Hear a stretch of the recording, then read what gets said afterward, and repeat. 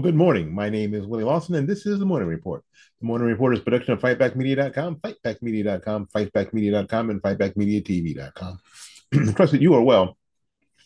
This sort of gloomy Thursday, here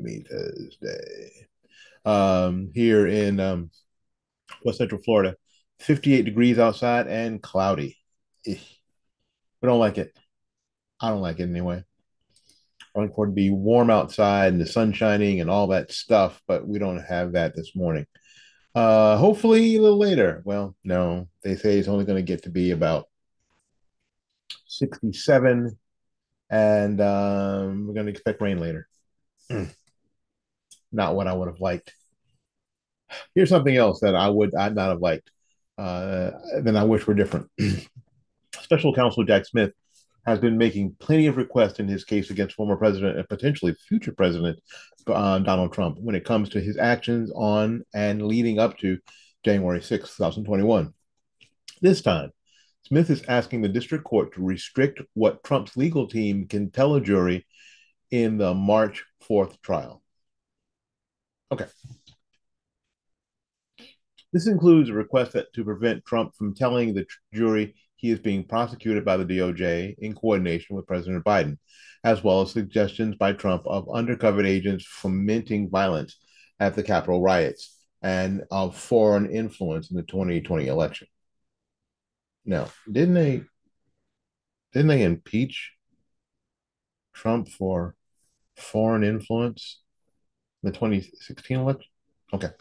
Through public statements, filings, and arguments in hearings before the court, the defense has attempted to inject into the case political attacks and irrelevant and prejudicial issues that have no place in a jury trial. Smith's team told the U.S. District Judge Tanya Chutkan, Chutkan, Chutan, Chutkan. Okay. Although the court can recognize these efforts for what they are and disregard them, the jury, if subjected to them, may not. Okay. We've all seen the court shows where one attorney brings something up and the other objects to it, and the jury is told to disregard it. There's a process for that. What Jack Smith is trying to do preemptively is to object to anything, any argument, any argument that the defense will make that doesn't fit his criteria.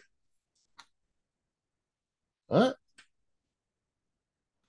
The filing claims that through his groundless demand for discovery of evidence regarding investigative misconduct, Trump has suggested that he intends to impeach the integrity of the investigation by raising wholly false claims. Okay, this is a situation where Jack Smith is afraid that Trump and Trump's team will bring up stuff that'll make him look innocent or not guilty. Isn't that kind of their job? Because it really is the job of the prosecution to bring up evidence to convince the jury somehow that the person that they're prosecuting is guilty. That falls on them. And what falls on the defense is to impeach that evidence, impeach the integrity of their witnesses, impeach the integrity of their evidence, to impeach the integrity of their intentions. That's what the defense's job is. He goes on. Although the defendant is entitled to cross-examine the government's law enforcement witnesses about matters fairly within the scope of their direct testimony, he cannot raise wholly irrelevant topics in an effort to confuse and distract the jury. Much as the defendant would like it, otherwise, this trial would be about the facts and the law and not politics. Well, this trial is about politics. So what they're trying to do is they're trying to stack the deck before the trial. And this is just as out there as it can be. You know, evidence about undercover actors hold no probative value here, Smith and his team wrote in a filing. regarding the riot, saying the defendant also appears poised to blame undercover agents. And there were undercover agents. The FBI didn't say, hang on, FBI didn't say that there were no undercover agents. They say that they don't know how many. They lost count. There were so many that they lost count, or they just didn't know, but they didn't say, no, there were none there, because they would have been found out. Right. So anyway, so when it comes to Smith's claims that much of the defendant would like it, this trial should be about the facts and the law, not politics. That's what he said. The charges have been slammed as a weaponization and politicization from President Biden's Department of Justice. Trump is also the front runner, and I hate this term. Right now, in some polls, Trump is leading. Okay, that doesn't mean anything. Nobody has voted, so nobody's a front runner. And again, one more time, I got to keep telling you guys, it is not even the primaries that pick the nominee. It's the convention. It's the convention. It's the people at the convention. Yes, they are trying to get delegates, supporters of this candidate or that candidate, but that doesn't mean necessarily that that's going to be the end result. It doesn't mean it's going to be the end result. So we'll see how that works out. And Trump's campaign released a statement on Wednesday afternoon, last Wednesday, noting that Smith is so obsessed and so sad.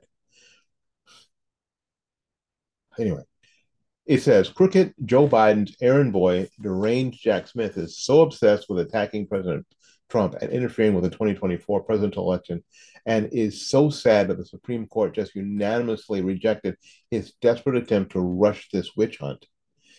That he is ignoring the law and clear instructions from district court. Judge Chutkan, who unequivocally stated that this, quote, case, end quote, is stayed and there should be no litigation, period, is what Trump's team said. U.S. District Judge Tanya Chutkan, Judge Tanya granted a gag order preventing Trump from targeting Smith and others, which an appeals court upheld earlier this month. As Trump referenced in his statement, Smith had also requested earlier this month that the U.S. Supreme Court get involved to rule on Trump's immunity, which would have sped up the trial. The court declined to hear the expedited case, although it's likely it will have to weigh in at some point. The trial date is set for March 4th, the day before Super Tuesday, and it's likely to be delayed. This is all backfiring. This is all backfiring. Author Julie Kelly posted about the request on X, noting that the move from Smith is likely a vain attempt to keep the March 4th trial date. Legal expert Mike Davis, weighing in with his own commentary in a quoted repost, offered that Jack Smith and Judge Chutkan just want to convict Trump before the election, referring to the move as lawfare and election interference. Davis post also made reference to how Smith's convictions have been overturned by the U.S. Supreme Court, as was the case when the court in 2016 unanimously overturned the 2014 conviction of former Governor Bob McDonnell, Republican from Virginia. Y'all remember that, right? So we'll see. We will see. It is my thought that Smith will not get his way. And there's no way that you can that the prosecution can tell the defense how to behave before the trial, to say you can only say these things. Well, that's why you have the trial. If there are things to be said, and if they are out of line, then you have to object to them and have that objection sustained, and then have the jury be told this or that. That's what the deal is, right? Just like every Perry Mason episode we ever saw. All right, we'll be back right after this. We could give back. So here's what we're going to do. For every 10 jobs that we do that are $300 or more, we're going to do one veteran home for free. Now, when I say home, we're talking house wash, driveway, sidewalks, and perimeter fence if they have one. So I need your help with exposure on this so that we can get the jobs that we need as well as the veteran homes to clean, which is gonna be a total surprise for them. We're gonna show up, knock on the door, and let them know right then and there in the moment what it is that we're gonna be doing for them. It is gonna be pretty cool. And here's a bonus offer for all of you who help us with this. We're also going to offer 15% off all cleaning that's over $300 just to say thanks. So if you could do me a huge favor, like, comment, and share this video so that we can get the word out and start cleaning homes of veterans right here in Tampa. All right, welcome back. A lot of us have been watching a lot of football, a lot of bowl games, and blah blah blah. In the time between Thanksgiving and the New Year, a lot of us have been watching ESPN.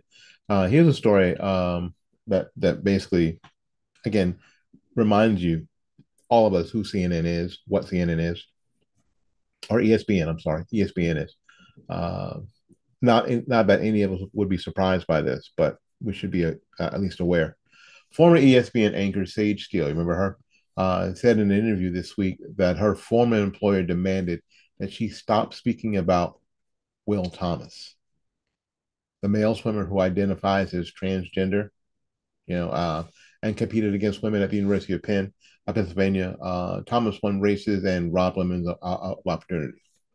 Steele made the revelation in an interview with women's sports advocate Riley Gaines, who competed against Thomas. The whole Riley Gaines incident where they tied and they gave the trophy to Thomas because it looked better. Yeah, okay. In the aftermath, Steele and another ESPN colleague, Sam Ponder, had spoken out against Thomas competing against women, which angered some at the company, ESPN, Disney. I was asked to stop tweeting about it. I was asked to stop doing anything, saying anything about it on social media because I was offending others at the company. I made sure that I sent up another tweet that night after I received the email because, no. That's what she says. Steele said on Outkick's Games for Girls podcast. Let's stop living this lie. And once again, oh, you're going to silence me and Sam? She was told the same thing for this issue, but they were going to let everybody else talk about it. All these things, other things that are not even related to sports on our sports programming. They do. You watch ESPN and you wonder if it's even about sports anymore. I'm going to stand up for all these women, many of whom are afraid, she continued. I already have a lawsuit going. I don't know how it was going to end, but I literally said, this is the hill I will die on 100%. Because it's facts. It's not even my opinion about a vaccine mandate or whether these are facts. This is science. This is biology. And this is all the things. Come at me. Tell me I'm wrong. Tell me to stop supporting women. Go ahead. Tell me.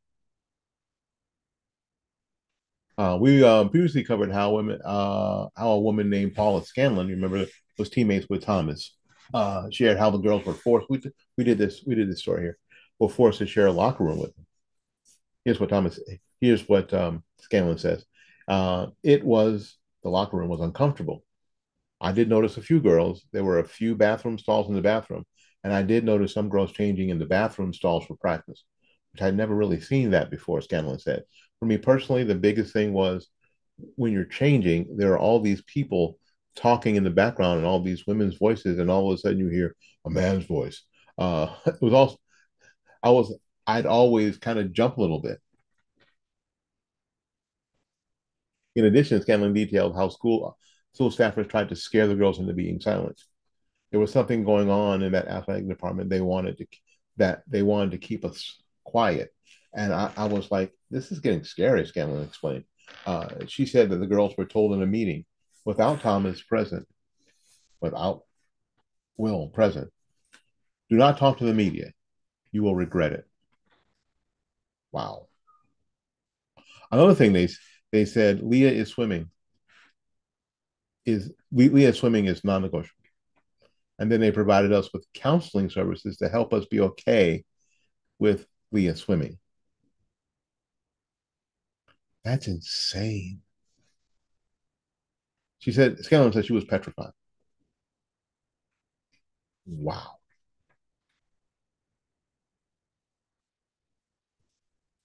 Now, there are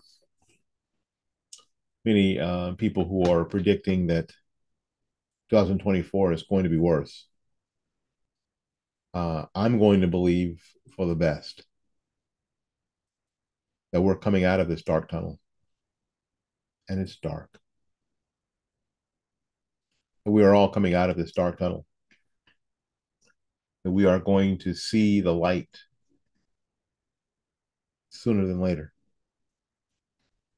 I am simply praying for and believing for the best for my family and your family.